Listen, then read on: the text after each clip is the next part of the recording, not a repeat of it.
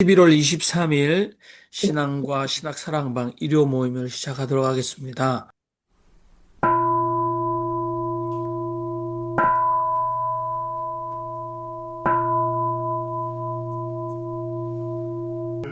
나에게 또다시 새 힘 주시어 주 이름 빛나는 길 인도하시네. 나 비록 죽음 골짜 다닐지라도 함께 가는 내 주님이 지켜주시고 든든한 지팡이로 보살피시니 두려움이 연기처럼 사라져가네.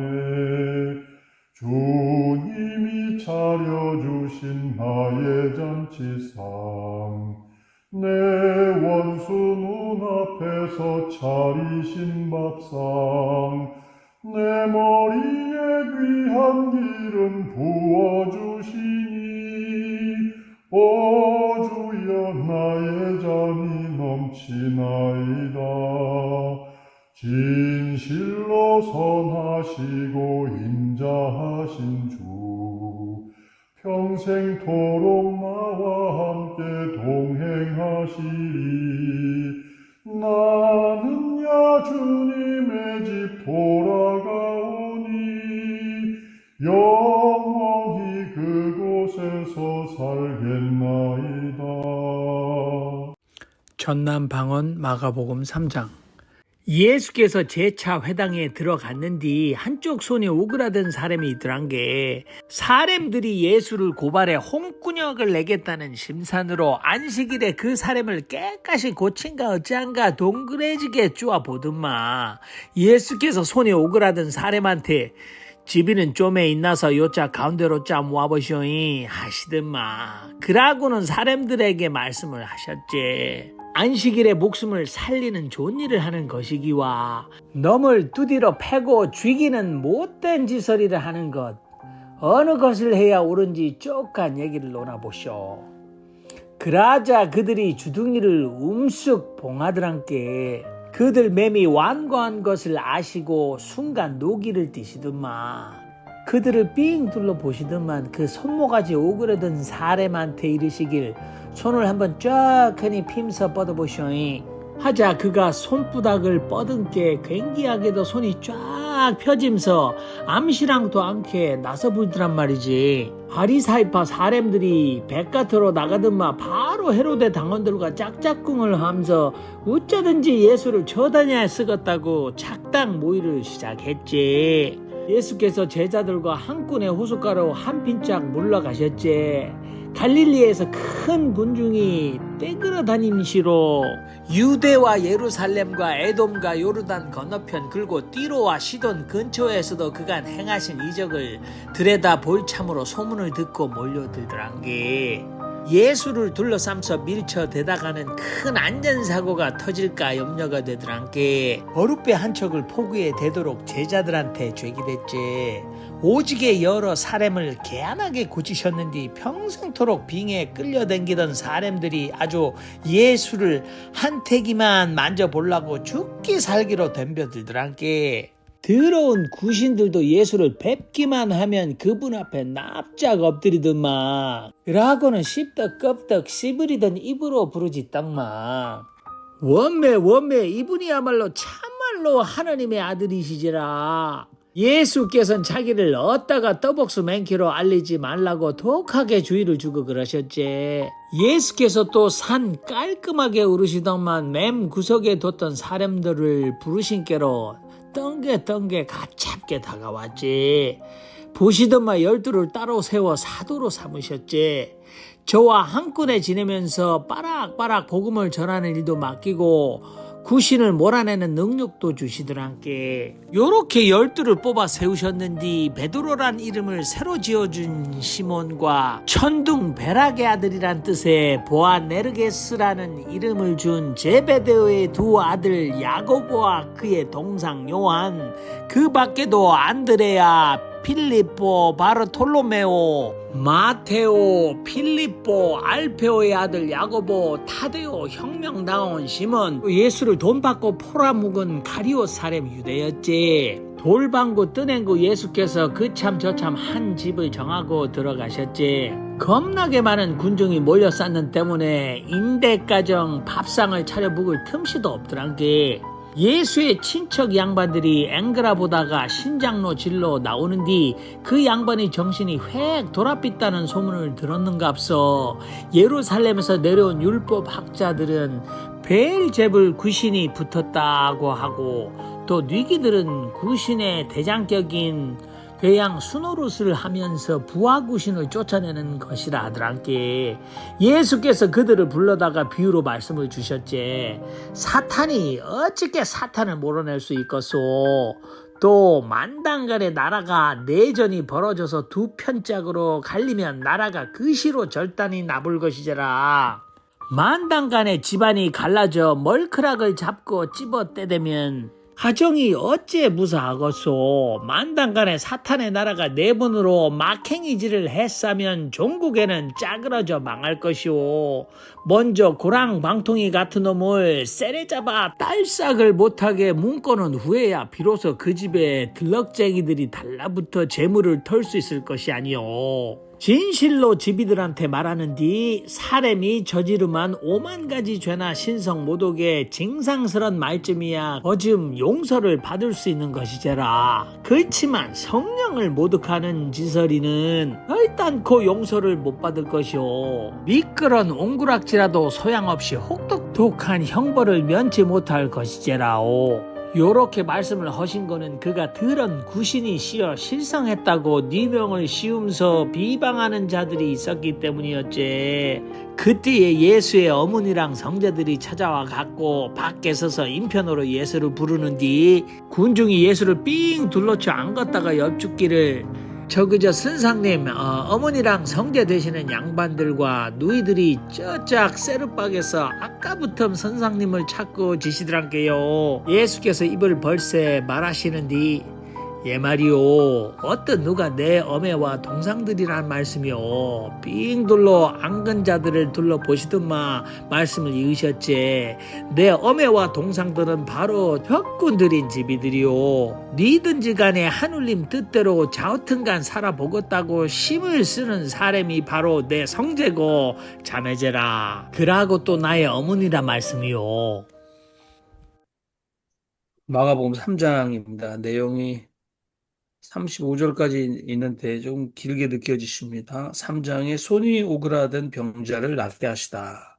그리고 호숫가에 군중이 모이다. 12제자를 뽑으시다.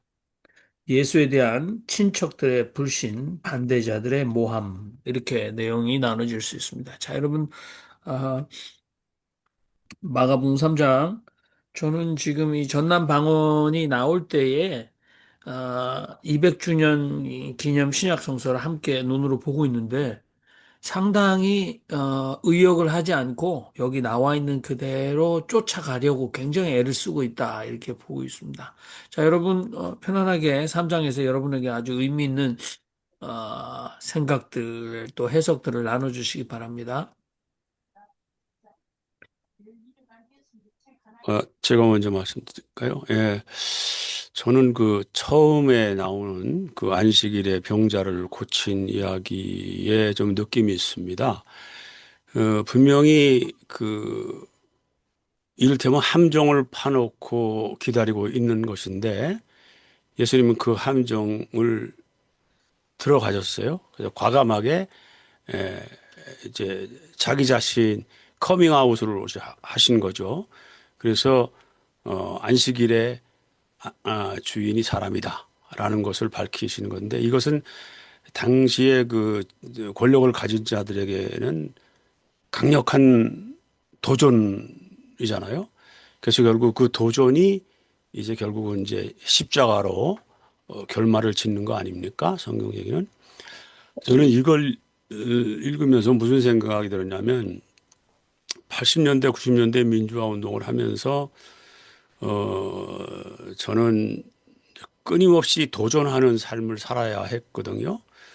그 공권력에 대해서, 권력에 대해서 어떤 때는 이제 제 뒤에 노동자, 빈민, 학생들 이런 사람들이 있었기 때문에 더 물러설 수 없었고 그 사람들에게 뭐 보라고 이렇게 용기를 내서 싸운 적들이 좀 있어요. 이제 그럴 때마다 속으로는 좀 근심, 걱정이 좀 있었죠. 이렇게 함으로 저쪽에서 어떻게 나올까? 나에 대해서 차곡차곡 지금, 그래서 이제 경찰서 정보과장이 나한테 뭐라고 얘기하냐면은 그림이 잘 그려집니다. 이렇게 이제 협박을 해요. 이게 혐의, 어떤 건수들이 점점 쌓인다는 걸 알면서도 그렇게 할 때, 마음속에 어떤 두려움보다는 우선 첫째는 이제 도덕적 우월감이 있는 거죠. 그러나 두려움도 좀 있었고, 그러면서도 이걸 내가 해야 된다고 했는데 예수는 어떤 심정이었을까? 물론 그는 하나님의 아들이었으니까 전혀 뭐 우리 인간과 다르다 이렇게 생각하면 할 말 없지만 뭐 그렇게 생각할 수는 없고 한 사람의 인간으로서 그 제사장 그룹들과 정면으로 싸움을 지금 거시는 거란 말이에요. 오히려 도전을 하시는 건데 그 마음은 어떤 마음이었을까? 저는 이게 아주 좀 궁금한 그런 생각이 들었습니다. 네, 감사합니다. 예. 여러분들도 다른 분들 말씀하시면 좋겠네요. 우리 김성봉 목사님 책을 들고 계신데 아니신가요? 아, 그냥 지적해 주셨으니까 그냥 말씀을 하겠습니다. 어,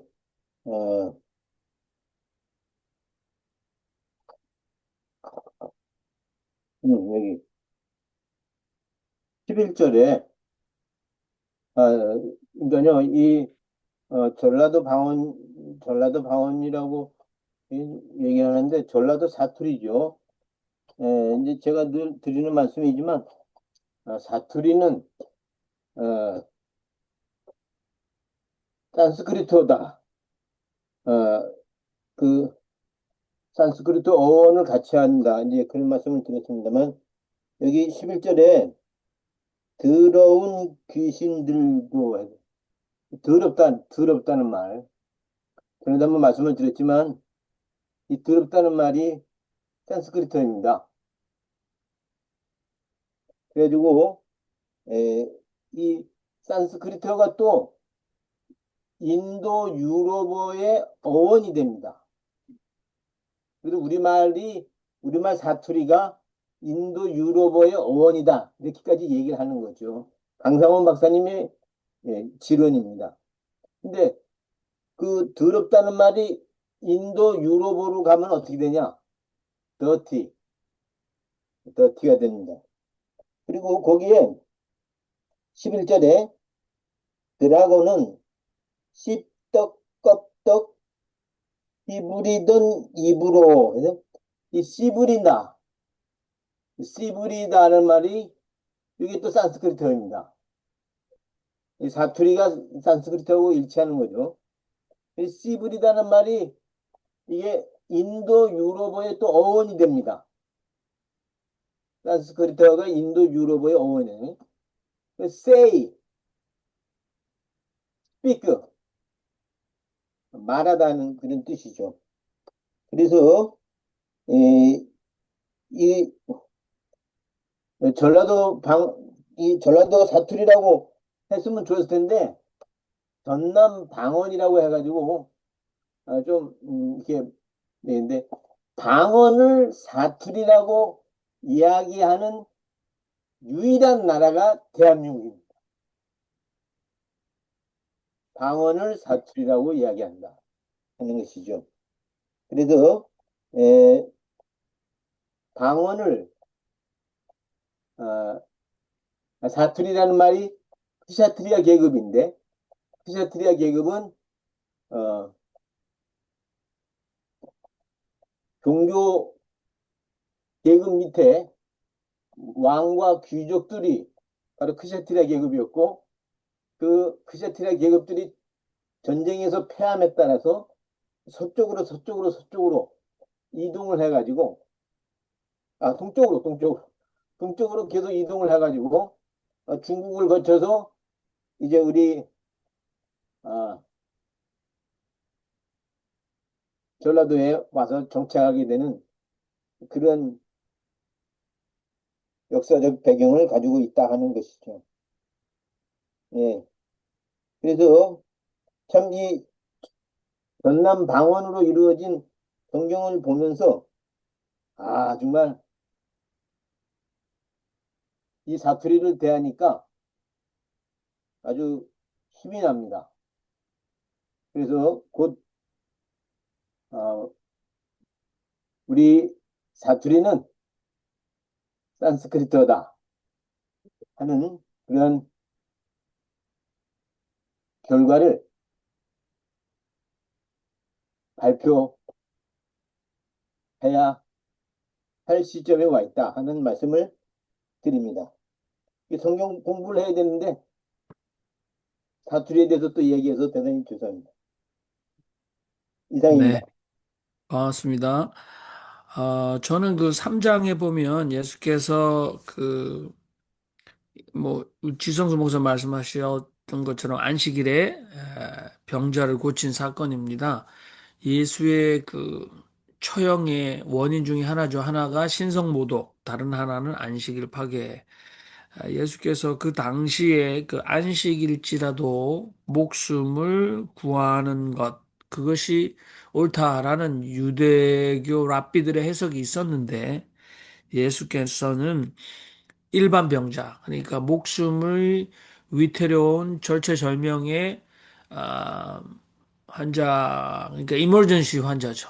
아니더라도 이 손 마른 자, 손 오그라든 병자를 그냥 고치십니다. 근데 뭐 신학자들이 이미 다 자기들이 평생 연구하면서 얘기했지만 그 12의 혈루병을 앓던 여인 또는 38년 된 병자 뭐 이런 사람을 고치는데 하필이면 안식일 날 피해가지 않고 그날 보란 듯이 고칩니다. 이런 예수의 실행, 그것은 예수를 올감해서 처형에 아주 중대한 근거가 됐죠.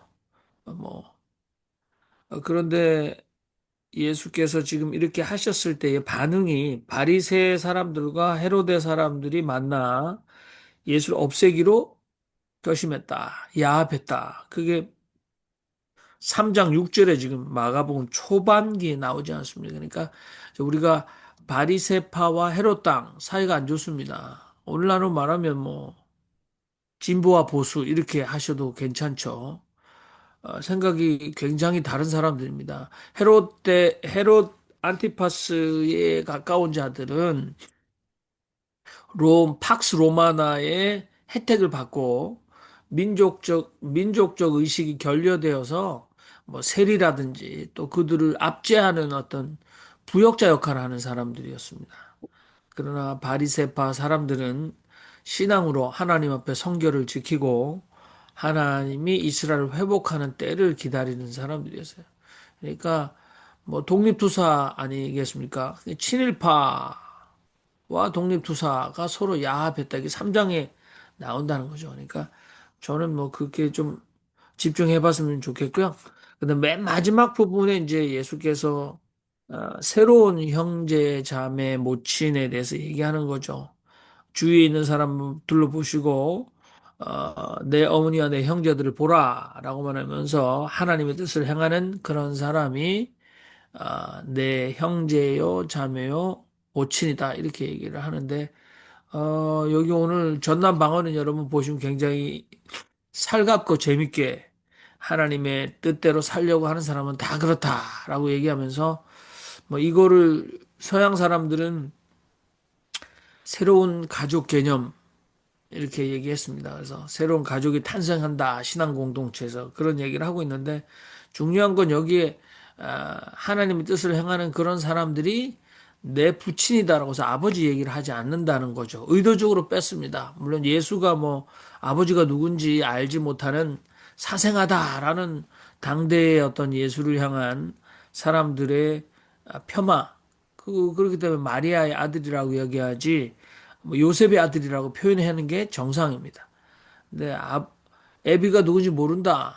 홀 어머니의 자식, 뭐 이거 뭐 사투리로 호레비의 자식, 뭐 또는 후로 자식, 호레 자식 이렇게 또 우리 김성봉 목사님이 산스크리트 연관해서 말씀해 주실 수도 있겠습니다만은 하늘나라의 또는 뭐 신앙의 새 공동체에는 아버지는 없다. 이거 의도적으로 제외시킨 거 아닙니까? 뭐 그건 또 오늘 여성신학적으로도 굉장히 의미가 있는 신학적인 모티브가 될 수 있겠다라는 얘기를 말씀드립니다. 우리 정숙자 목사님 말씀하시죠?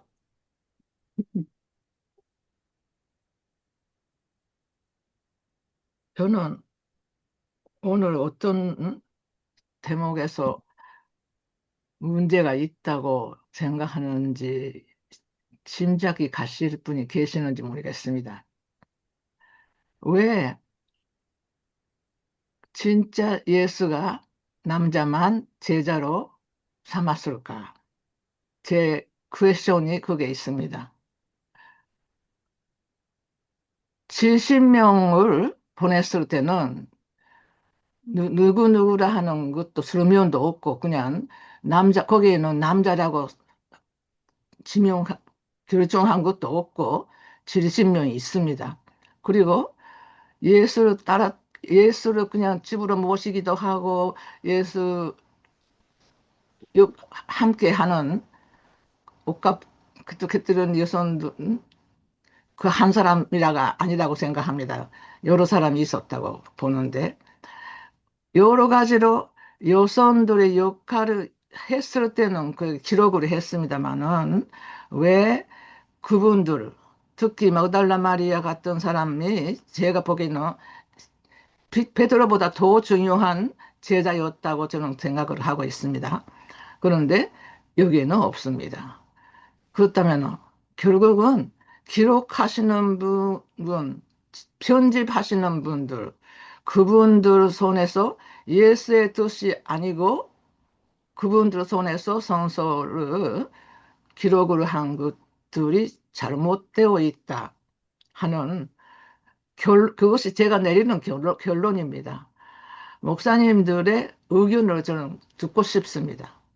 제가 그것이 옳다, 나쁘다 그런 것이 아니라 그 성서에 그렇게 기록된 것을 그대로만 받아들이고 가셔야 하는 건지 조금 더 개성이 돼야 한다고 생각하시는지 조금 저는 의견을 좀 듣고 싶습니다.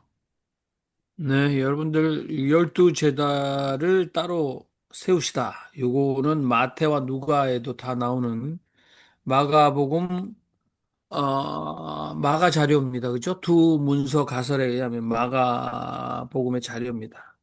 에, 요 부분에 대해서 만일에 설교 본문이 주어진다면 여러분들 신앙은 어떤 의미를 또는 어떤 해석을 가지고 계신지 우리 정숙자 목사님 물으셨기 때문에 여러분들 한번 답변을 해주시는 게 좋을 것 같아요. 우리 윤정현 신부님.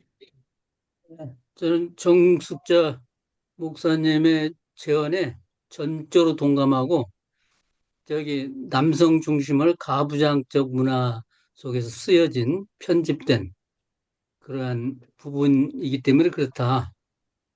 그래서 여성 제자들은 언급도 않고 그 다음에 마리아 막달레나 그 복음서에 보면 대단한 영향력이 있는 제자인데 중세 여성 제자들을 싹 빼버리는 로마 교회에서 그래서 뭐 마리아 막달레나도 창녀로 이렇게 강등시키고 에, 그렇게 성서 해석이 잘못 됐다 편집됐다 그 공감합니다.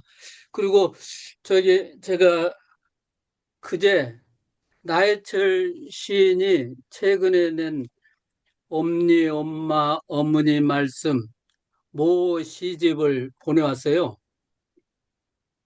예. 나해철 시인이 전라도 사투리로 시를 쓰셨는데 그 시 모두가 산스크리트예요. 우리말인데 보니까 전부 산스크리트. 오메 나뭇잎 떨어진 걸 보니까 마음이 그렇다야. 나도 가야 할 텐데 아니 가고 있다야. 못 가고 있다야. 오매 없니. 그런 말씀 마세요. 오래오래 사셔야지요. 오매 저 붉은 나뭇잎 떨어지는 것 보니까 그런 생각이 더 든다냐. 이렇게 근데 전부 산스크리트야. 이렇게 전라도. 그리고 해설해서 오메라는 거는 헤아릴 수 없는 불가사의한 뜻이 있는 산스크리트. 그럼 그러하다. 가 가다. 아 아니다. 니 아니 아니 가까이 가지 아니 옴니 엄니 움니 자비를 구하는 사람 어머니 자궁 생명의 근원 산스크리트어라고 이렇게 와 전부 이 시어가 전부 그 우리말인데 해석해 보면 전부 산스크리트 어머니 이 한 권 전체가 야 우리 김성목 목사님이 괜히 저렇게 하시나 했는데 여기는 더 하네 김성목 목사보다도 이시죠 전체가 산스크리트야 전부 한글씨인데 이게 어떻게 봐야죠? 엄니 누가 내 엄니냐? 누가 내 형제냐? 예수님 어머니 누가 내 어머니냐? 혈연의 어머니가 아니라 이제 우주적 가족을 이제 예수님이 봤다는 건 놀라운 것 같아요. 저는. 고맙습니다. 네, 감사합니다. 또 다른 분들 말씀하시면 좋을 것 같은데요.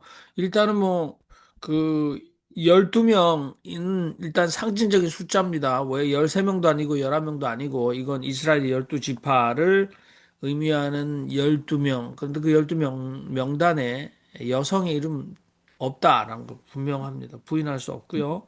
그 다음에 이제 바울 신학에 있어서 예수의 부활 사건 이후에 그 사도권이 중요하게 되죠. 그래서 바울의 사도권이 심히 의심을 받지 않습니까? 그러니까 사도 중에 하나가 이제 사도의 자격 중에 하나가 예수의 부활을 목격한 사람이어야 된다. 그래서 바울은 자신에게도 예수가 나타났다. 그다음에 뭐 예수의 치상사에게 동참했던 사람들이어야 된다. 그래서 사도라는 표현, 그래서 열두 사도 이렇게 나고 사도신경 이야기 나오는데 사도라는 말은 굉장히 권위적인 그 당시 초대교회의 아주 특별한 직임이었다. 이렇게 보셔야 되죠. 근데 여기는 열두 제자라고 되어 있는데 제자단에서 12명을 따로 세웠다. 그런데 굳이 사람들에게 이게 의문을 가진 사람은 이스라엘 12지파를 상징하는 것으로 12명을 세우셨다. 근데 그러면 12사람도 굉장히 특별한 의미 있는 사람들인가? 어떤 사람들에게는 의미 있을 수 있고 어떤 사람에게는 상징일 수밖에 없다. 그러면은 왜 여자들은 한 명도 따라다니지 않았냐? 그렇지 않다. 예수 주변에 누가복음만 해도 굉장히 많은 여성들이 있고 마가복음에는 오히려 이 12남성 제자들이 예수에 대한 첫 번째 단계 아, 무지, 두 번째 단계 예수의 정체에 대한 오해, 마지막 단계는 예수를 배척하고 배신하는 단계. 그래서 훨씬 일반 사람보다 특혜를 가져서 예수 주변에 있었는데 예수에 대한 무지와 오해와 그다음에 배척. 그래서 굉장히 호되게 마가복음의 제자들은 마태나 누가의 제자들보다 그 특혜에 비해서 굉장히 어리석고 예수가 누군지 모르는 사람들이고 예수로부터 어떻게 그렇게 믿음이 약하냐라고 굉장한 꾸지람을 받고 있다. 또 오히려 수로 보내기 여인 같은 분은 당신의 믿음이 당신을 구원했다. 그래서 굉장히 집중적으로 칭찬을 받고 있고 맨 마지막에 예수가 십자가에 달렸을 때 예수의 실제적인 부활의 증인이나 예수를 위해서 행동하는 분들은 다 편견 없이 여성이라는 걸 빼지 않고 기록하고 있다. 뭐 이렇게 의미화를 해줘야 되지 않겠습니까? 뭐 그것도 만족 안 하면서 제가 나온 교단처럼 목사 한 수는 한 달에 한 번씩 부정하게 되는 여성들은 하나님을 온전하게 상징할 수 없다. 그래서 여자들은 죽어도 안수를 안 주겠다라는 것에 대해서 만일 오염된 생각을 가지고 있다면 할 수 없겠죠. 그런 사람들한테는. 그래도 저는 아무튼 그러면 이제 교회사적인 증거를 좀 가져올 것 같습니다. 벽화들이 기독교 벽화들이 있는데 그 당시에 머리 모양으로 남녀가 분명했다. 그리고 신분까지 나타냈다. 근데 그 벽화에 보면은 그 머리 스타일이 여성이 분명하다. 그런데 이 사람들이 입은 옷의 길이가 남자, 여자가 분명한데 여기 보면은 이 벽화를 남성들만 사제의 자리에 있었다라는 걸 하기 위해서 여성 머리를 가진 사람들의 그 치마 길이를 막 갈아가지고 줄였다. 그러니까 이 사람들은 어, 여성 사제들이 아니다라는 거를 보여주기 위해서 원래 벽화에 있던 그 여성 사제들의 옷의 길이까지 조작한 남성들 교권을 우리가 봐야 된다. 뭐 이런 얘기하면서 오늘 한국 사회에 만연하고 있는 가부장적인 억압 구조의 폐해들에 대해서 얘기하면 조금 공감을 해줘야 되는데 그래도 여성들이 죽어도 남자들만 목사가 될 수 있다라고 얘기하면 좀 곤란할 것 같습니다. 그런 정숙자 목사님 같은 분이 나서셔서 실제로 말씀을 하셔야지 이제 권위가 있고 저 같은 사람은 그게 그 정도 얘기밖에 못할 것 같다는 생각이 듭니다. 우리 최요한 선생님도 말씀하시고 김성원 선생님 먼저 말씀하시죠. 네, 우리 정숙자 목사님 이야기가 아주 구구절절 옳다고 생각된 구절이 맨 35절에 있죠. 예수님이 어떻게 12제자만 중요하겠습니까? 어머님이 더 중요할 수 있고 그 형제, 동생들이 더 중요한데 예수님은 분명히 말씀하셨죠. 누구든지 하나님의 뜻대로 하는 자. 그러니까 예수님이 12제자라고 했지만은 그들이 또 하나님 뜻대로 하지 않는 자는 내 제자가 될 수 없다는 그런 뜻이 깊이 있는 것 같아요. 그래서 여성, 남성 이런 걸 다 초월할 수 있는 것이 맨 끝에 하나님의 뜻대로 하는 자는 내 형제요, 자매요, 모친이니라. 그래서 우리 꼭 12제자를 남성으로만 또 생각할 필요도 없고 남성의 이름이 있지만 이 성서를 박영호 선생님이나 다숙 선생님한테는 직접 말씀을 못 드렸지만 박영호 선생님은 성서에서 예수님 말씀이 참 예수님 말씀이 한 10%나 될까 놀라운 얘기를 하십니다.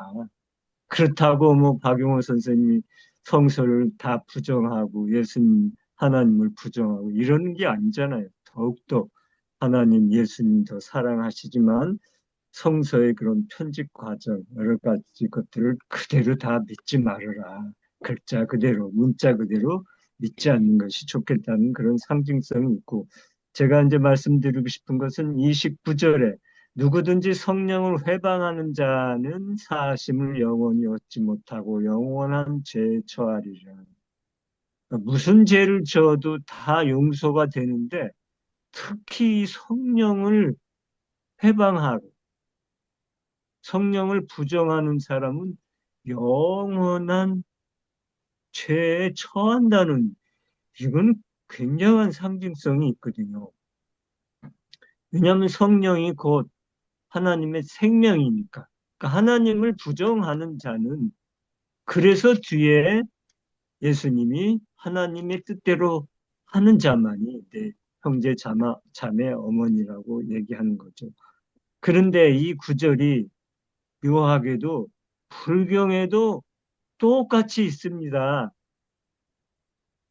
부모를 죽이고 그래도 다 용서를 받을 수 있는데 반야 불성을 부정하는 자는 영원히 죄 용서를 받지 못한다는 말이 불경에도 똑같이 있어가지고 참 묘하다. 성경에 있는 그러니까 각 종교가 자기네들이 하는 그 성령이나 불성. 그래서 다성님은 그런 걸 이제 어리라고 하셨잖아요. 그러니까 이거를 가장 중요시했다라는 그런 생각을 하게 됐습니다. 예, 이상입니다. 제가 한마디만 하고 싶습니다.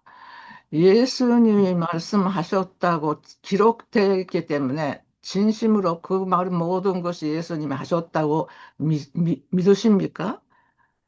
저는 그 어머니에 대한 것은요, 솔직하게 다른 선서에도 그렇고 십자가 그 거기에서 고난 받을 때 계셨던 것도 어머니입니다. 물론 십자가 위에서 네, 그것을 어머니하고 그냥 자기 어머니를 다른 사람에게 어머니라고 하게 하는 그것이 기록이 돼 있습니다. 그것 자체도 어느 정도까지 예수가 진짜 하셨을까 하는 의문까지도 갔습니다만은 이 우리의 이 성경을 보는 눈이라는 것은 언제나 하나님이 정말 그것을 예수의 입에 통해서 말씀을 하고 계실까? 그것을 확실하게 볼 줄 알아야만이 우리들이 오해가 없어질 것 같다. 저는 그렇게 생각합니다. 그런 뜻에서 뭐 가부장적인 사회 속에서 쓰여졌으니까 그리고 쓰는 사람들이 여자가 없었으니까 뭐 여러 가지 우리 이유는 붙이지요. 근데 그런 이유도 저는 그렇게까지 중요하다고 생각하지 않습니다. 우리가 읽으면서 성서를 읽으면서 그 자체를 우리들의 오늘의 정확한 하나님의 뜻을 이해하는 우리 성령의 인도를 받아서 그 성서에 기록된 말을 어떻게 해석해 나갈 것이냐. 우리 목회자들을, 신학자들의 정말 책임이 거기에 있다고 저는 생각을 합니다. 그런데 모두 다 그냥 학자들이 뭐라고 하면은 그것만 따라가서 본인들이 생각한다는 것을 거의 말씀 안 하시잖아요. 저는 그렇게 우리가 만일에 잘 못 해석하고 있으면은 회개하면 된다고 저는 생각하고요. 회개를 하고 바꾸면 되는 것인데 그거를 우리는 뭐 아무것도 안 했다. 다른 사람이 전부 다 했다. 이렇게도 하는 것도 옳지가 않다고 생각하고요. 우리 스스로가 현재 사는 우리가 그 말씀을 누가 썼든지 어떻게 그냥 하든지 정확하게 이해를 하고 하나님의 뜻을 읽어야 한다. 그래서 그냥 그릇이 없는 줄 사이에 있는 것을 읽지 않은 얘기까지 나오는 것은 그런 뜻에서 더 심각한 문제입니다. 그런 우리들이 생각 속에서 하나님이 하나의 우리들에게 인간들에게 하고자 하는 뜻을 제대로 이해를 하고 있느냐 하는 것을 언제나 많이 방송하고 그다음에 하나님의 뜻을 받아들이고 가야 한다. 저는 그렇게 생각합니다. 네, 죄송합니다. 네, 감사합니다. 우리 뭐 그냥 한 의견으로 그냥 알아듣는 것보다는 이제 남성이 여성의 머리다. 그다음에 뭐 남성이 여성을 다스리는 권한이 있다. 뭐 이런 거는 신적인 뭐 창조 의지라든지 신의 뭐 조물주 또는 창조주의 어떤 인간을 향한 절대적인 신적 권위나 뜻이 없다. 뭐 그런 근거는 없다. 이렇게 생각하셔야 되겠죠. 그리고 실행에 있어서도 그런 근거도 없는데 남성들이 기득권을 유지하기 위해서 역사를 조작하고 실제적으로 실행도 가부장적인 어떤 그 잘못된 힘을 가정과 사회에서 개인 관계에서 계속해서 사용하고 있다.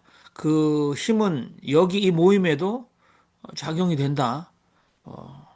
그다음에 성서에 대해서 나는 가부장적인 억압구조를 다시 한번 공고히 할 수 있는 어떤 해석이나 또는 가르침을 줄 만한 권위가 나한테는 아무것도 없다.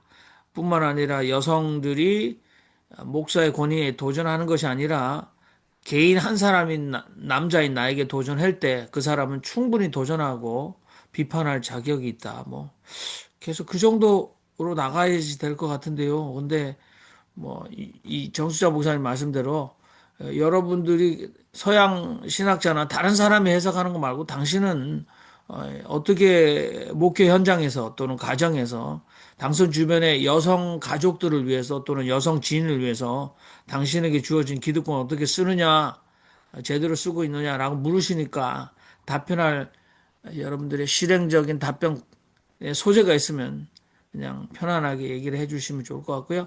자, 우리 최요한 선생님은 마이크를 켜셨다 끄셨습니다. 그러면은 우리 뉴저지 김순상 선생님 아마 유전자적으로 아마 말씀하실 것 같은데 말씀하시기 바랍니다.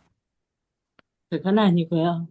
우리가 성서의 기록이 2000년 전의 기록인데 사실 우리가 500년 전만 해도 지구가 둥글다는 사실을 몰라가지고 어? 불에 태우고 한 그런 역사가 있잖아요. 그러니까 그 시대에 써진 거를 이 시대에 맞춰서 그대로 설명한다는 건 조금 말이 안 되고요. 왜냐하면 이제 그 시대 환경에 따라서 표현된 말을 이 시대에 그대로 적용한다는 건 또 우리가 좀 심각하게 생각해 봐야 될 것 같아요.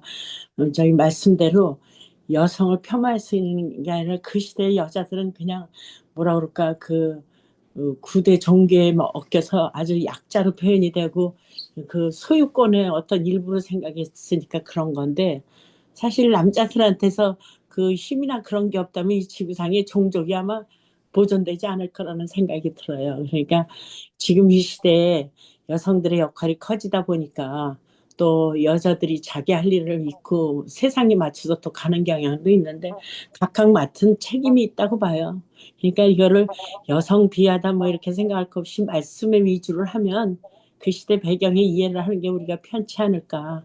기록에 의하면 그렇지만 사실 세상이 많이 변했잖아요. 생각하는 것도 다르고. 그러니까 그 시대만 맞추면 우리가 아무것도 지금 여자들이 사회적으로 굉장한 지위를 가지고 있는데 그 시대에 맞춰 생각하면 아무것도 안 될 것 같아요. 여기 제 생각입니다. 네, 감사합니다. 또 다른 분들도 여러분들 또 뒤풀이 담화 시간에서도 아무튼 정수장 목사님이 물으시는 물음에 대해서 듣고 싶어 하시고 또 이런 말씀을 해주시면 참 좋을 것 같아요. 우리 최요한 선생님도 말씀해 주시면 좋을 것 같고요. 근데 제가 어저께 페이스북을 봤는데 삼총사 그리고 몬테크리스토 백작을 썼던 프랑스 작가가 알렉상드르 뒤마라고 하네요. 근데 이 사람이 자기 일기 개인 기록에 그 당시 가지고 있었던 자기가 좋아하는 그 애완동물, 그래서 고양이, 개 이렇게 쭉 썼는데 거기에 다른 나라에서 데려오고 온 소년 또 자기의 애완동물 리스트에 올라가 있었다고 하네요. 그러니까 이 사람은 1844년부터 뭐 아무튼 그 작가 생활을 한 사람인데 자기의 그 애완동물 리스트에 다른 나라에서 제3세계에서 데려온 소년도 있었다. 하고 이 애완동물 이름에 그러니까 예 정말 얼마 전입니다. 사람을 이렇게 자기의 애완동물 취급하던 세상에 우리가 살고 있었습니다. 최여한 선생님 말씀하시면 좋을 것 같은데 아니면 네 최여한 선생님 말씀하시고 강충구 목사님 말씀하시면 될 것 같습니다. 어, 아, 저는 성경이 다시 쓰여져야 된다고 생각합니다. 이 말씀은 굉장히 도전적인 이야기일 수도 있는데, 어, 단군 조선 시대 지구 정반대편에서 있었던 일회성 사건을 가지고 쭈루루룩 정리를 하다 보니까 지금 사람들이 그러니까 한반도에서 봤을 때 문화도 다르죠. 언어도 다르죠. 풍습도 다르고. 그럼 그 모든 것들이 다 다른 상황인데 글자로 기록된 것이 그렇게 나와 있다고 그거를 지금 우리가 분별하기가 쉽지가 않습니다. 예수가 근데 그나마 아람어로 적혀 있었던 잘 안 들립니까? 좀 키워야 되나? 잘 들리세요? 안 들리세요? 네, 잘 들립니다. 저는 잘 그 들리는데.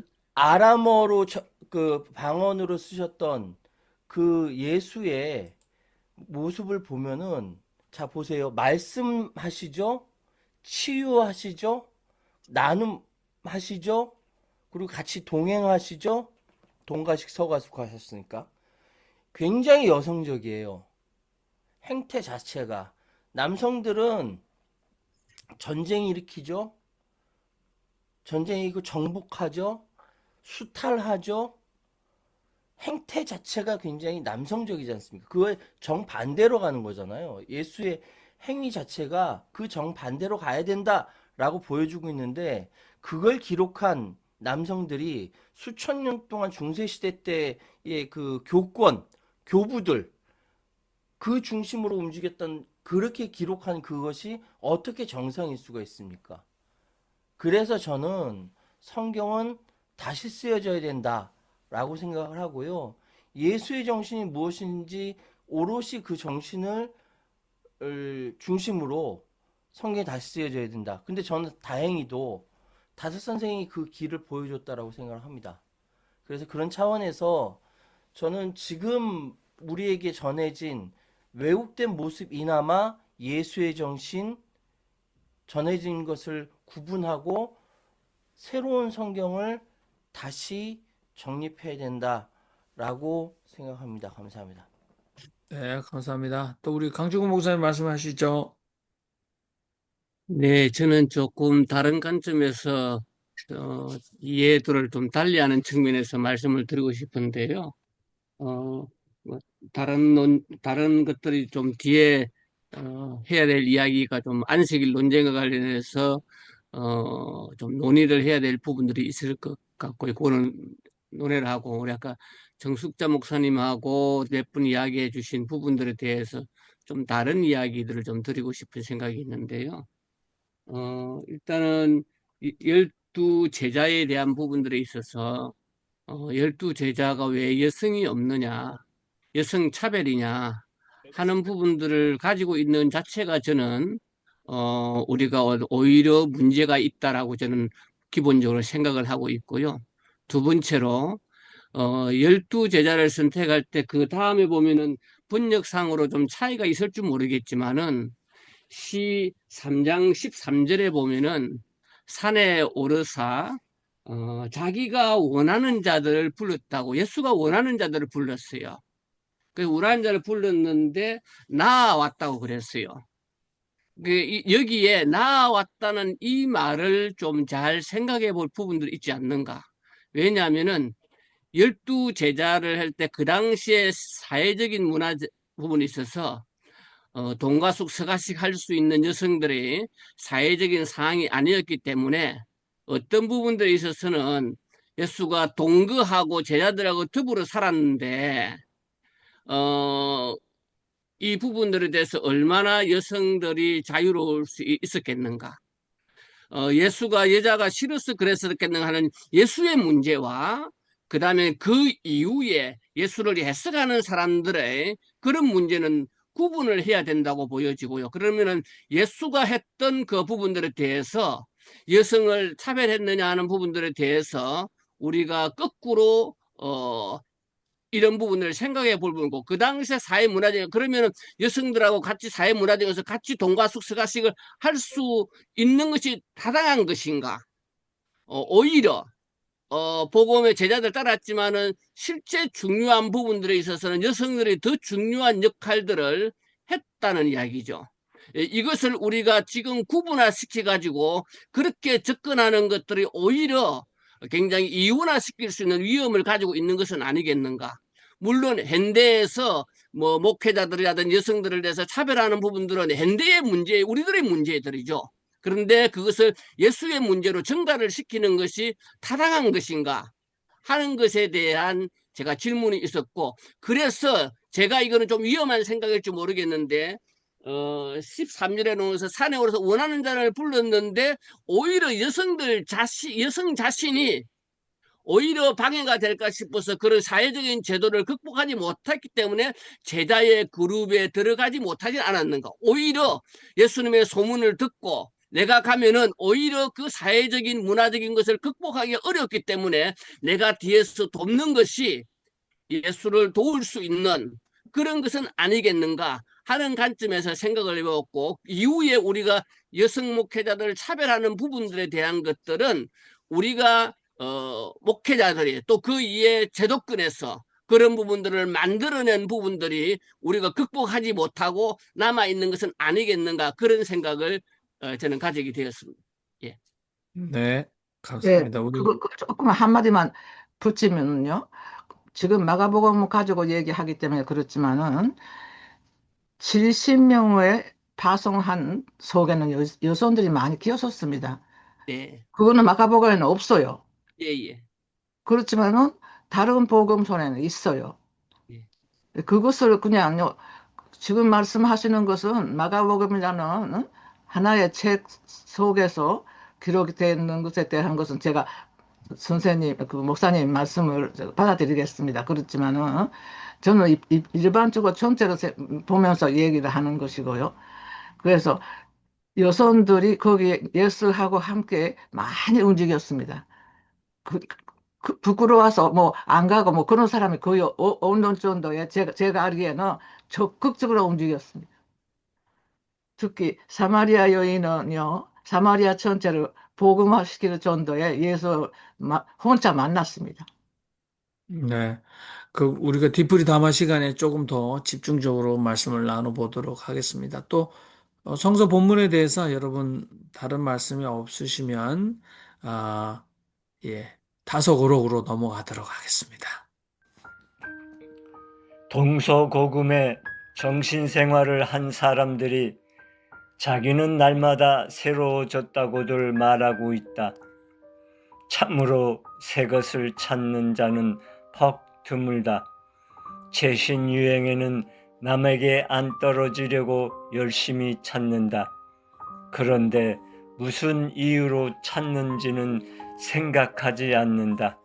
곧 뜻을 찾지 않는다. 단순히 허영으로 다수에 따라 갈 뿐이다. 이 자연이 흘러가는 데는 반드시 무슨 뜻이 있을 것이다. 그런데 의지대로 움직이는 인간이 하는 일에 뜻이 없어서는 안 된다. 이 땅 위에 새 것이 없는데 새 것을 찾으려는 것은 어리석다. 시간, 공간을 초월한 절대 존재만이 영원히 새롭다. 오늘 다성님의 말씀은 우리가 다 읽으면은 쉽게 이제 이해할 수 있는 것들입니다. 이렇게 썩 어려운 건 없습니다만은 여기서 이제 중요한 포인트 한 3가지를 간단하게 한번 추려볼까 합니다. 참으로 새 것을 찾는 자는 퍽 드물다고 하셨어요. 우리 정신생활하는 사람들은 늘 새로워졌다고 하는데 그 뒤에 참으로 새 것을 찾는 자는 퍽 드물다고 했습니다. 왜 이런 말씀을 했을까? 전부 다 새 것을 좋아하고 새 것을 찾는데 참으로 새 것을 찾는 자는 드물다고 했어요. 그러니까 다성님이 늘 새롭고 참으로 새롭다는 것은 뒤에도 나옵니다만 하나님 외에는 새로울 게 없기 때문에 정말 하나님을 찾는 사람은 퍽 드물다는 이런 이제 말씀을 하는 것이죠. 그 다음에 이제 2번째는 사람들이 뜻을 찾지 않는다는데 이제 방점을 둔 거죠. 자연이 물이 흘러가는데도 반드시 무슨 뜻이 있을 텐데 우리 자유의지대로 살아가는 사람들이 어떤 일을 하는데 뜻없이 한다는 것에 대한 다성님의 이제 질타 아닌 질타죠. 뜻을 찾아라. 그래서 우리 몸도 뜻을 받을 몸이라는 말씀을 다성님은 합니다. 그러니까 우리가 어떤 일을 할 때는 반드시 거기에 뜻을 두고 하자. 이러면 참 좋을 것 같습니다. 그리고 3번째 맨 뒤에 나오는 부분에서는 땅 위에 새 것이 없는데 새 것을 찾으려는 것은 어리석다. 시간 공간을 초월한 절대 존재만이 영원히 새롭다. 전도서 1장에 나오죠. 해 아래 새 것이 없다.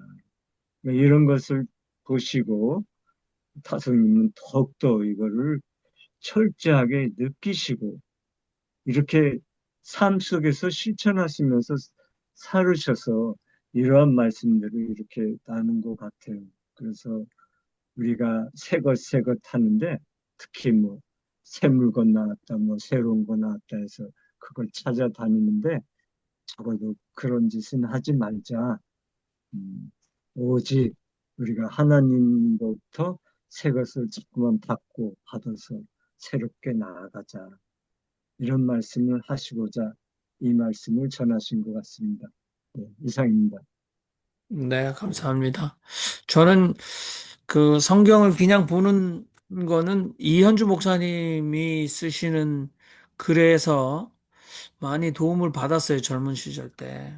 그 시편에 보면 주의 인자는 끝이 없고 주의 자비는 영원하며 아침마다 새롭고 늘 새로우니 그의 성실하심이 큼이라 이렇게 나와 있는데 아침마다 새롭고 늘 새롭다. 그래서 주의 인자와 자비가 그래서 늘 새롭다.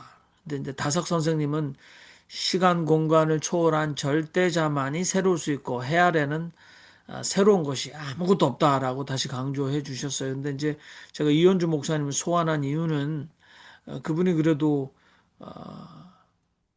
목사고 시인이고 또 신학자, 뭐 본인 스스로 유학 생활 하지 않았지만 젊었을 때부터 번역을 하셨습니다. 그죠? 그리고 유학을 갔다 온 사람들을 굉장히 부끄럽게 만드는 분이신데 본인이 하나님에 대해서 이런 얘기를 쓰셨어요. 내가 평생 겪어보고 또 연구하고 고민하고 생각해서 하나님은 이런 분이구나라고 겨우 본인만이 생각하는 하나님은 이런 분은 아니시고 하나님은 이런 분이다라는 큰 깨달음을 얻었을 때에 하나님은 나타나셔서 뭐 나타나셨다는 표현은 아닌데 하나님은 여지없이 자신이 정말 힘들게 용맹정진을 통해서 하나님은 이런 분이다라고 생각한 것을 여지없이 깨뜨려 버리시는 일을 계속 하신다라는 거죠. 그래서 자기가 그러니까 뭐 그 정도 이렇게 고백을 하시는 거를 보면 하나님은 이런 분이다라고 말하는 게 얼마나 두렵겠습니까? 이게 자신에게는 하나님이 주식 투자의 길도 알려주시고 자식 승진하는 방법도 극적으로 해주시고 내가 암에 걸렸는데 암 세포를 다 죽이고 다시 뭐 살아나는 방법을 다 우리 삶 속에서 막 역사하셨는데 그래서 내가 하나님은 기도하면 막 암세포 막 다 죽여주시고 이렇게 막 주식 투자되고 집 막 샀더니 막 집값 오르고 막 이거를 막 침 튀기면서 막 이 교회 저 교회 다니면서 나팔을 불어도 얼마나 위험한 짓거리인지 남들에게는 전혀 관계없는 하나님은 아무리 기도해도 암을 안 고쳐주시고 하나님은 아무리 기도해도 우리 집안의 수입이 늘어가게 만들어주지 않으시고 뭐 이렇게 예 제가 뭐 극단적으로 표현합니다. 근데 이제 그렇게 말하는 것만큼이나 하나님은 자기가 체험했던 하나님을 일반화시키는 그런 일을 충분히 하는 거 아닙니까? 어떤 사람이 죄송해요. 금방 끝내겠습니다. 비행기 사고로 200명이 죽었는데 하나님은 오늘 나를 사랑하셔서 하나님이 내가 날개 끝부분에 있어가지고 나 혼자 튕겨 나와서 호수에 빠져가지고 난 살았다. 하나님 내 생명을 살려주시다. 할렐루야. 이렇게 얘기하면 200명의 유가족들은 뭐가 됩니까? 하나님 앞에서. 근데 우리는 그 소리를 하고 다니거든요. 그러니까 늘 아침마다 새롭고 늘 새로운 하나님에 대해서 나는 하나님이 이런 분이야 라고 신앙적으로 확신하는 거에 대해서 깨트려 주시는 그래서 절대 새로운 분은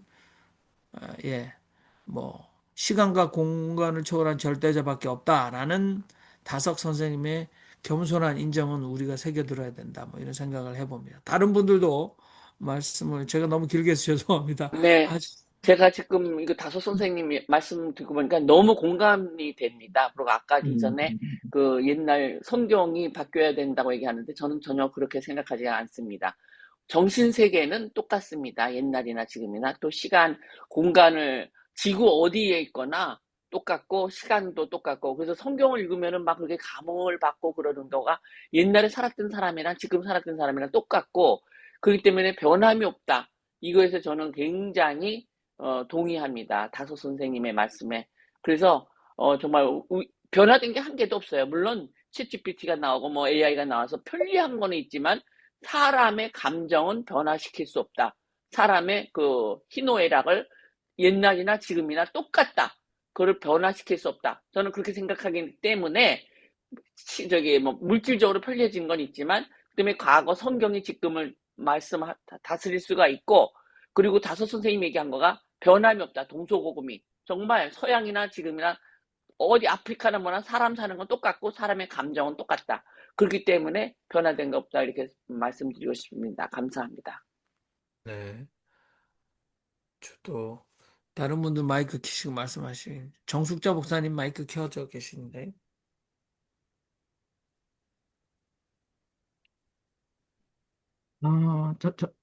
저는 제가 그지 않아서 지금 감자는 그래도 말씀해 주셔서 감사합니다.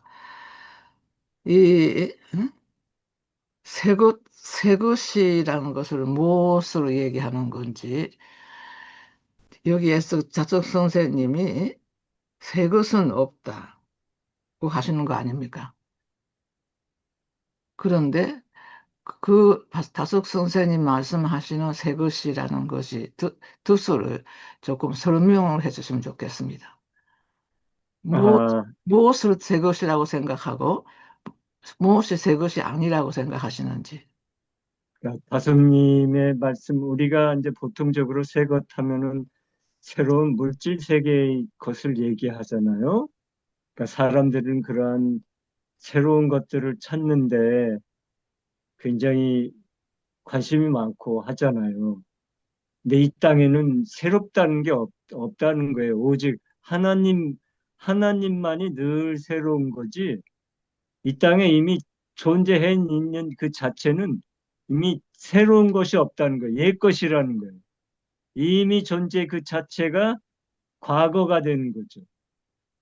늘 새롭게 있으실 분은 오직 하나님 한 분뿐이다. 그러니까 우리가 그냥 새 것을 찾는다고 이렇게 저렇게 하지 말고 늘 새 것은 그러니까 내 생각조차도 이미 새 것이 아니야.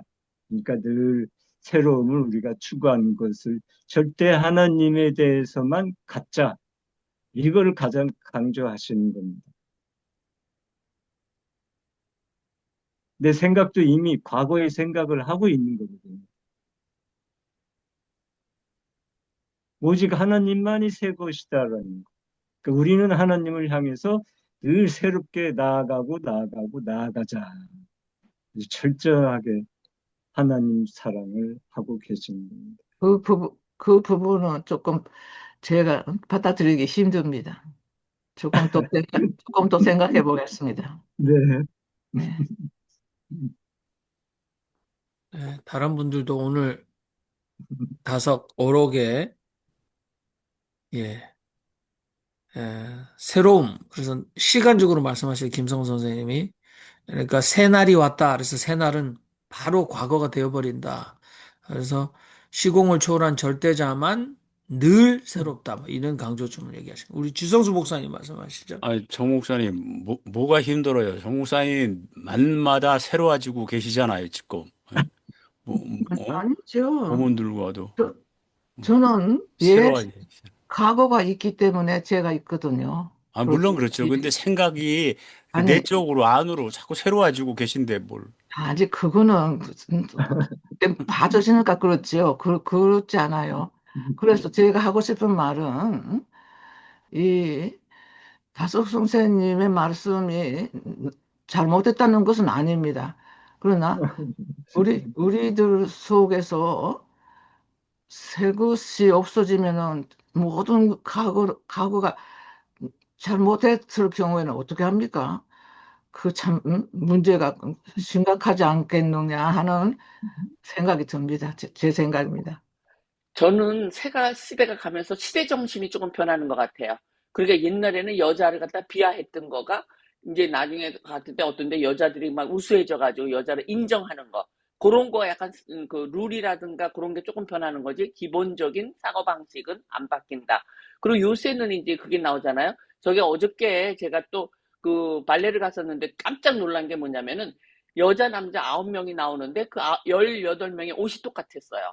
너무 여성스러운 옷인데 너무 이쁜 옷이에요. 하얀 거. 아주 살이 다 비치는 옷인데 여자 남자가 드레스를 똑같이 입었어요. 남자도. 그러니까 이거는 지금 성이 없다. 여자 남자도 똑같다.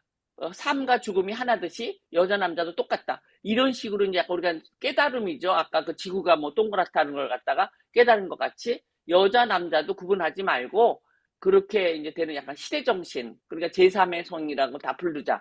이래서 저 그 발레단인데 남자들이 그 먼 데서 보면은 이제 그게 구분이 안 되지만 힘이 있고 이게 몸이 딱 달라요. 근데 너무 이쁘게 똑같이 이걸 갖다가 옷을 갖다 입은 거 보고 너무 정말 그 더치, 그 유럽에서 온 발레단인데 그 어저께도 근데 그거가 너무 아름답게 하기 때문에 1초의 자리가 없이 꽉 차였거든요. 한 명의 빈 자리가 없었어요.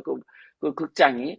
그런데 하여튼 이게 세대가 변하면서 사고방식이 변한다 이거지 새로운 것이 나타나는 것이 아니고 똑같은데 그냥 이제 시대적으로 변하고 있다. 저는 그렇게 생각이 됩니다. 네. 그 강충근 목사님. 예, 저는 저도 똑같이 이해가 조금 부족해서 도움을 좀 구하고 싶은데요.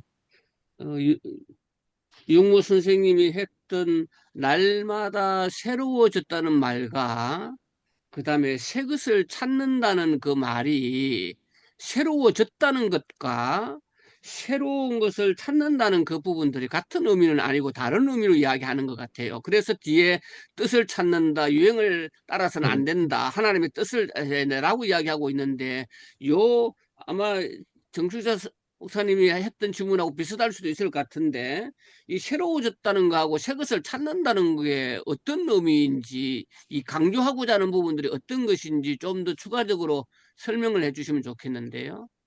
새롭고 내가 다성님이 참 귀한 말씀을 하신 게 내가 나를 낳고 낳아서 새롭게 나아가자는 거지.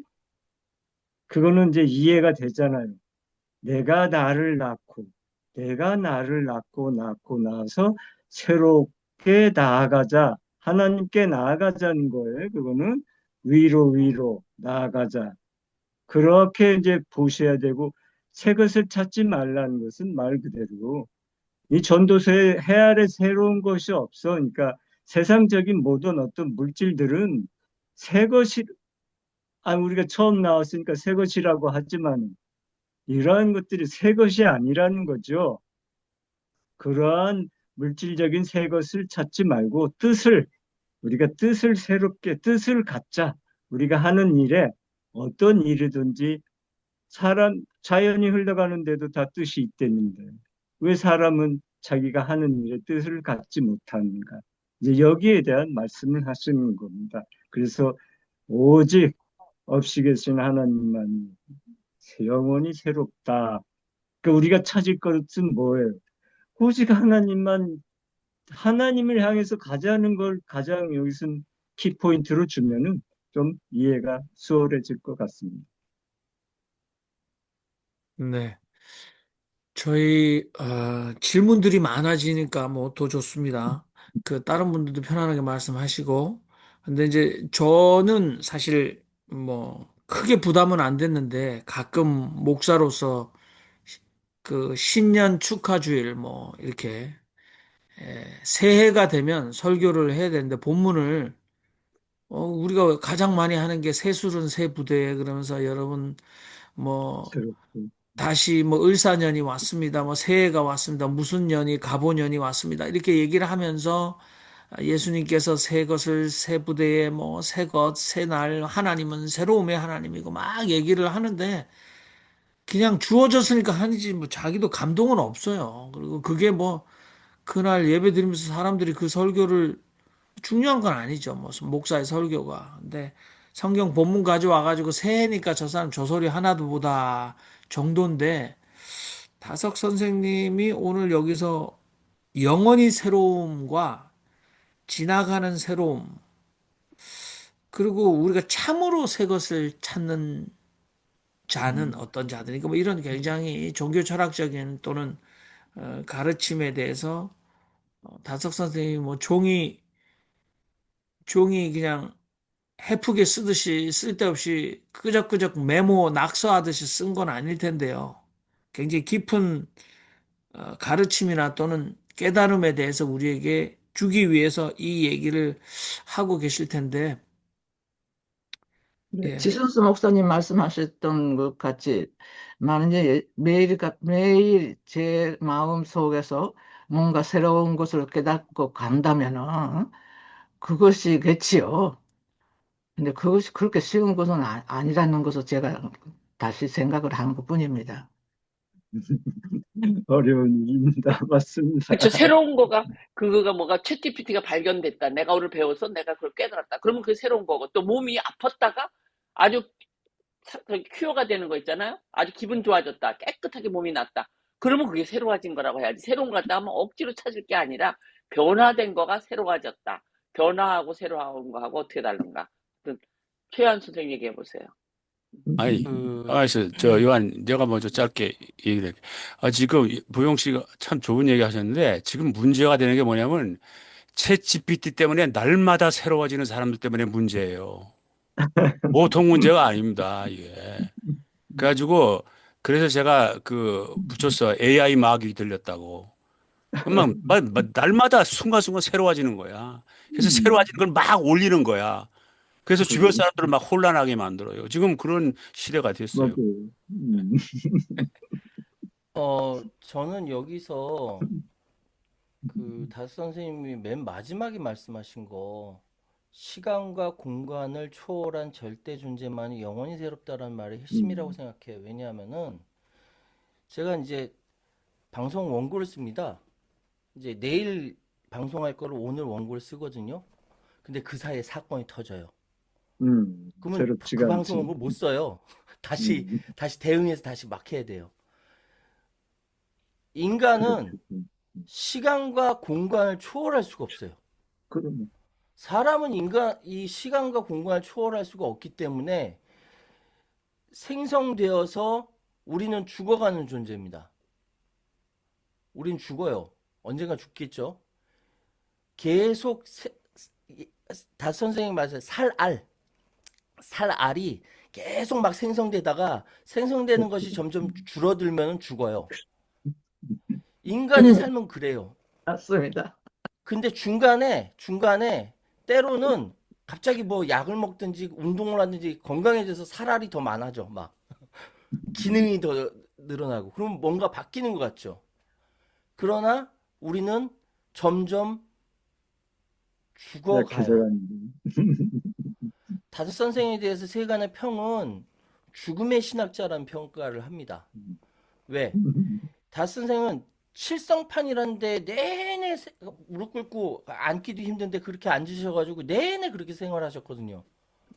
왜? 난 언젠가 여기서 이렇게 죽으니까. 죽음에 대해서 끊임없이 생각하는데 그 죽음이 헛된 죽음이 아니라 하느님께 가는 죽음이다라고 생각을 하시기 때문에 칠성판에서 생활이 가능하신 거라고 생각하는데 그래서 하루에 한 끼도 드셨고 그래서 저는 인간은 시간과 공간을 초월할 수 없기 때문에 자기가 할 수 있는 것만큼 새로워져야 된다는 생각이 듭니다. 자기가 할 수 있는 난 여기까지 새로워질 거야. 새로워지고 싶어. 여기까지. 그래서 제가 저번에 김정은 선생님께 말씀드리고 하느님께 올라간다는 게 우리 실생활에서 뭘 어떻게 해야 되는 겁니까? 나는 운전하다가도 다스 선생님 생각이 나요. 밥 먹다가도 아이씨 예수님이 이때 어떻게 이렇게 생각하는 것이 올라가는 것인지 근데 끊임없이 다스 선생님께서 자극 주신 올라간다라는 것을 생각하다 보니까 나쁜지 못하겠고 그나마 욱하고 올라오는데 겨우 참겠고 그럽니다.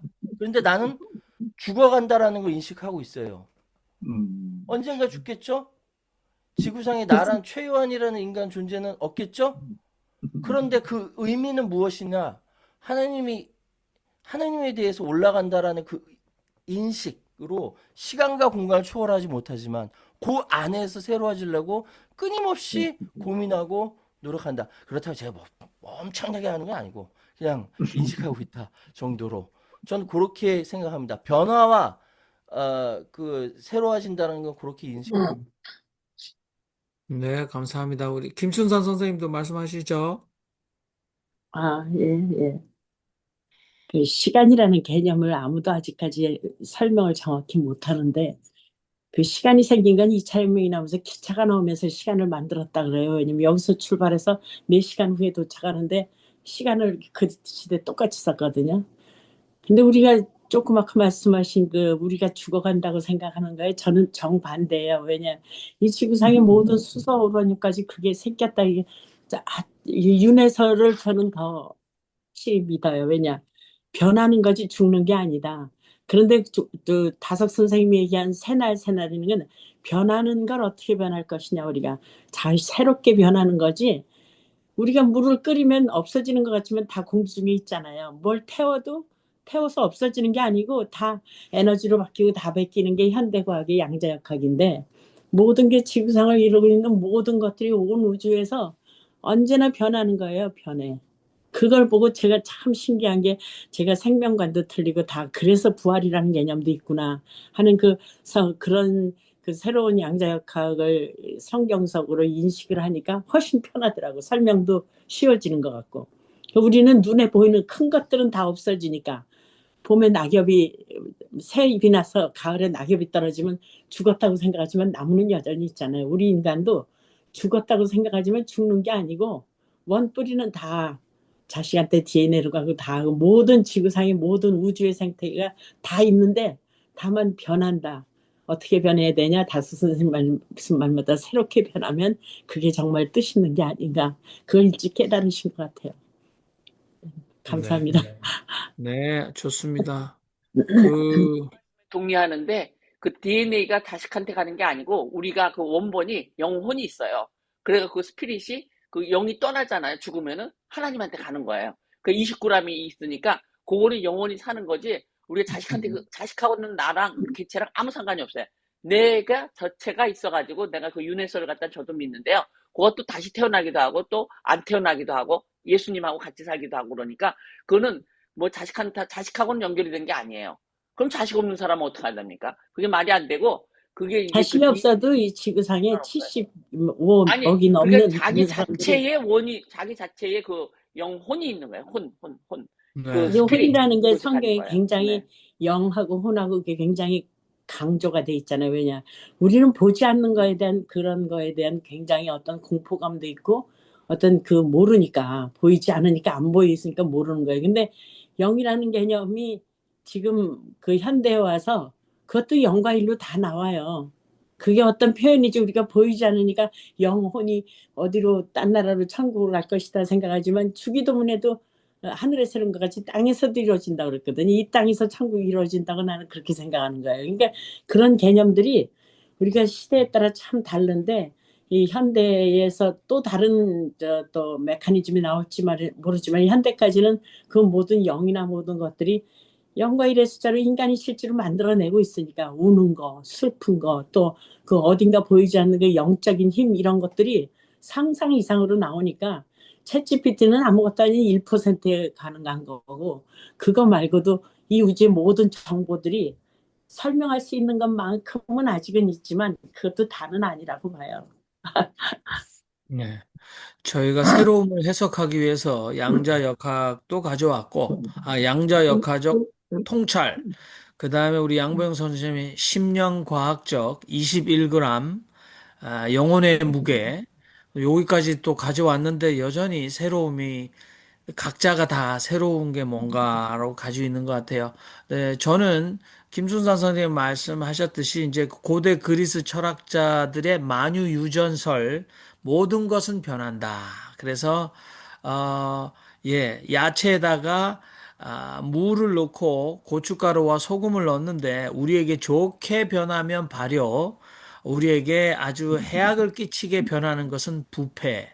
똑같이 변했는데 하나는 부패가 되고 하나는 발효가 된다. 그래서 부패한 인간 많잖아요. 윤석열, 우리 양봉 선생 특히 싫어하는 윤석열, 부패한 인간. 우리는 발효 같은 인간이 돼야 되겠다 이런 생각을 하는데 아마 다석 선생님도 늘 새로워라라고 얘기하면서 부패한 인간은 되지 마라. 요 정도는 동의하지 않을까 우리가 오늘.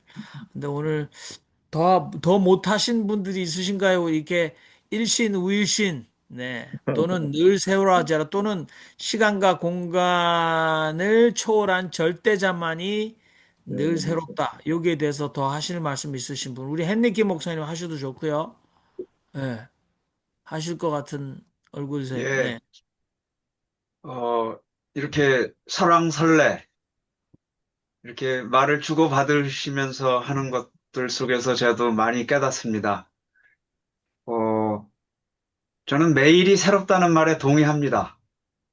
왜 동의하냐면은 제 육신은 늙어가고 결국 그 낡아지고 결국 오래된 것으로 남아가는 그, 그 오래된 그런 존재로 남아가지만 제가 맞이하고 있는 하루하루의 그 시간들은 그 이전에 경험했다고 하더라도 그것과 다른 경험이 또 오기 때문에 즉 이것은 천문학적인 그러한 그 기법으로 얘기한다면은 태양계도 돌아가고 태양계는 또 다른 은하계를 향해서 돌아가고 은하계 자체도 또 다른 곳으로 향해서 계속 가고 있기 때문에 우리가 존재하고 있는 우리가 인식하고 있는 이 모든 세상은 새롭다는 다석 선생님의 그 취지에 저는 동감합니다.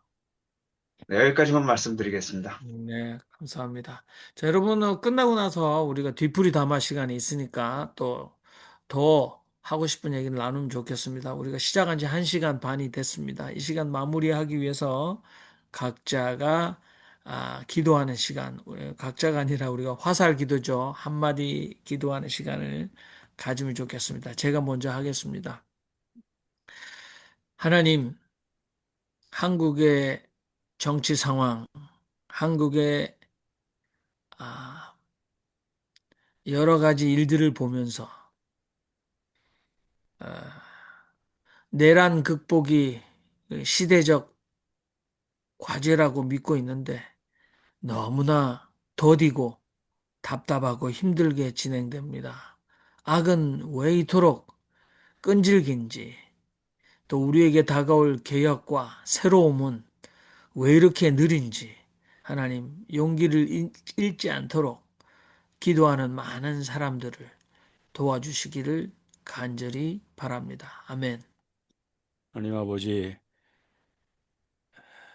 모든 것이 변화하고 있는 세상 속에서 당신을 닮아서 영원히 늘 새로워질 수 있도록 저희를 붙잡아 주옵소서. 아멘. 하나님, 우리나라의 검찰 개혁이 확실하게 마무리될 수 있게 우리나라를 살려주시기 바랍니다. 아멘.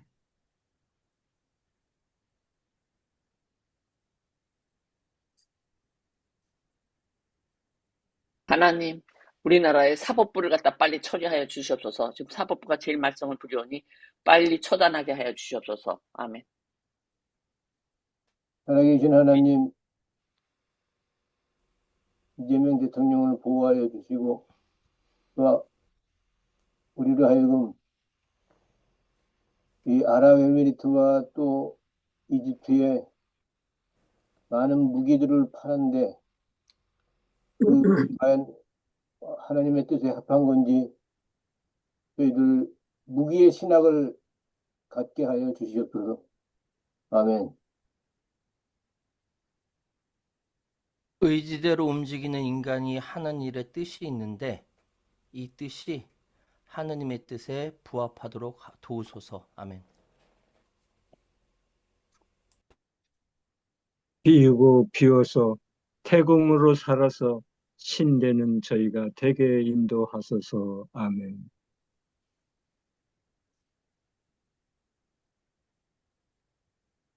주님의 뜻을 알고 주님의 뜻에 어긋나지 않도록 정신을 똑바로 차리고 살 수 있도록 우리의 주관을 맡아 주시옵소서. 아멘.